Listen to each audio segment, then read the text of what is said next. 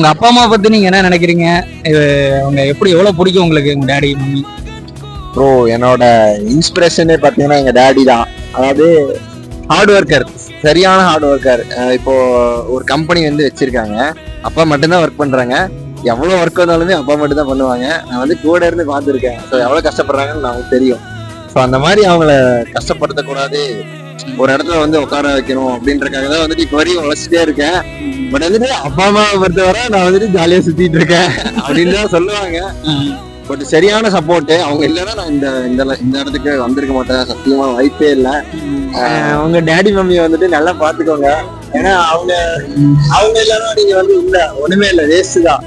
So வந்து எதா இருந்தாலும் அவங்களோட ஆசீர்வாதத்தோட பண்ணுங்க. எங்க அப்பா அம்மாவை பத்தி வந்துட்டு நிறைய சொல்லலாம். அதே மாதிரி கோவை கிரஸுக்கு அவங்க அப்பா அம்மா எவ்வளவு பிடிக்குமோ அதே மாதிரி உங்க அப்பா அம்மா எவ்வளவு பிடிக்கும்னு மறக்காம கமெண்ட் செக்ஷன்ல சொல்லுங்க. Tata bye by.